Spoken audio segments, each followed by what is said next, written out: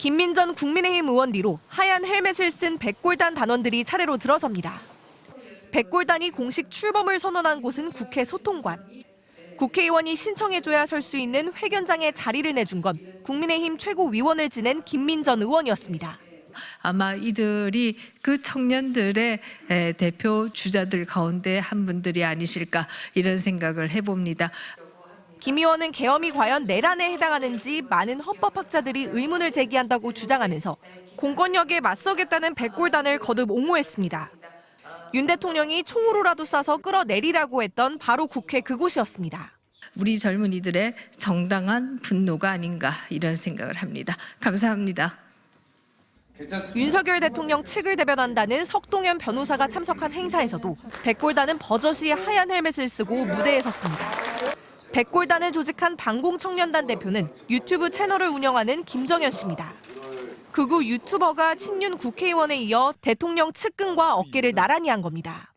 김 씨는 지난해 총선에서는 국민의힘 소속으로 서울 용산구 출마를 준비했고 이후 줄곧 근거도 없는 부정선거를 유튜버로 전파해왔습니다.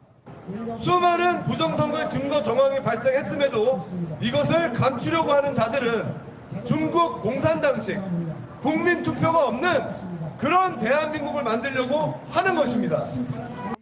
윤석열 대통령이 비상계엄의 근거로 삼았던 주장과 똑같습니다.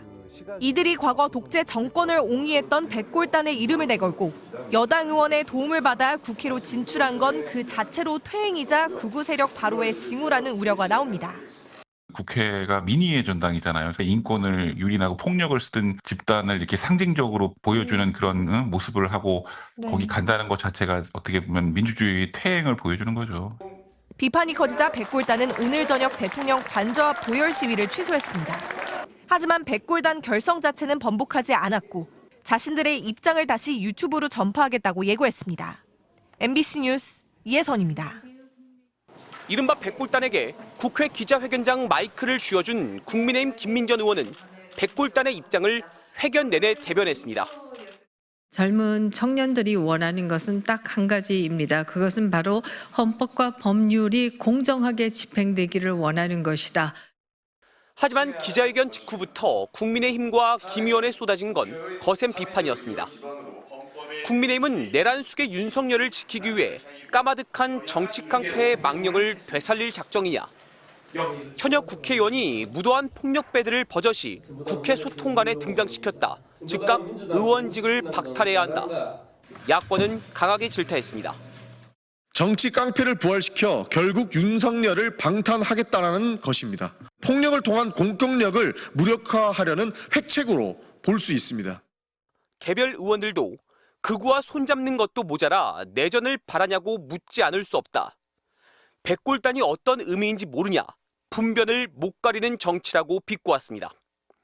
논란이 거세지자 국민의힘은 김민전 의원의 기자회견은 당과 무관하다고 선을 그었지만 의원들 사이에 약간의 스펙트럼이 있다며 극우 성향 김 의원을 사실상 묵인했습니다.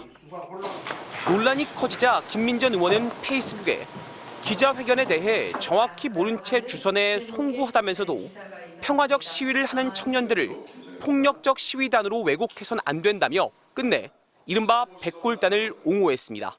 MBC 뉴스 이문현입니다.